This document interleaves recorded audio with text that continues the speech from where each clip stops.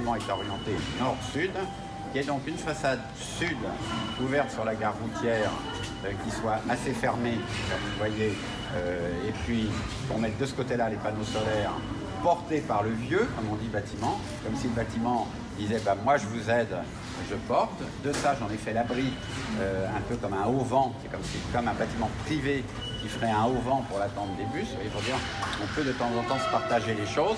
Jean-Marie Dutilleul d'ailleurs change le dessin de ces auvents, il est fait en bois. Vous voyez, Jean-Marie dit bah, tiens, il faut je t'accompagne, c'est comme si j'étais en bois. Et de l'autre côté, comme c'est donc plein nord, je fais comme des ateliers d'artistes, je fais des cornettes, enfin, des sortes de chiens assis, un peu dans le modèle qu'on peut avoir dans une maison anglo-normande à Versailles. Vous voyez, on a souvent des chiens assis en toiture, assez pointus comme ça.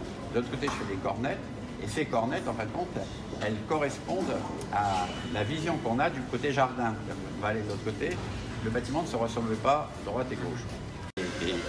Et moi, je me trouve le plus petit bâtiment entre les deux, très compliqué, parce que la voie qui est derrière, c'est la voie d'accès au chantier Elisabeth, hein, et devant, j'ai un trou de 6 mètres, là, sur lequel je ne peux pas aller. Donc, je suis obligé, en fait, de faire un chantier presque dans une parcelle inaccessible. Et à ce moment-là, je cherche, j'arrive pas à trouver des prix, parce que dans le Grand Paris, tous les prix ont augmenté, j'arrive pas à rentrer dans les prix que j'avais estimés. Et je vais chercher un charpentier métallique avec lequel j'ai travaillé en province, qui est à Montbrison, une entreprise familiale. Et lui, il me dit, moi je travaille pas à Paris, j'ai dit, viens voir, tu vas voir, c'est un beau bâtiment, machin. Il monte, il dit, écoute, moi je veux bien t'aider, à une seule condition, j'emmène le bâtiment à Montbrison.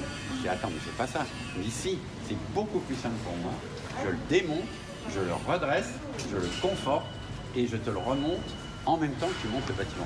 Et c'est très dingue, parce que je dis, bon, sur le plan écologique, c'est peut-être pas mieux, mais si, c'est mieux, parce que sinon, je vais avoir des ouvriers qui vont loger ici, tout ça. Je fais un démontage, un camion, je l'emmène, je te le redresse et je te le remonte. Et donc, du coup, c'est assez marrant, parce qu'un jour, bâtiment qui était référence, je le démonte. Alors, tout le monde a dit, ah, les menteurs, ils ont abattu le bâtiment. On dit, mais non, au contraire, on va. Et on a fait, du coup, un chantier école, où on a, pendant tout le chantier, fait visiter l'évolution, l'arrivée des pièces et tout.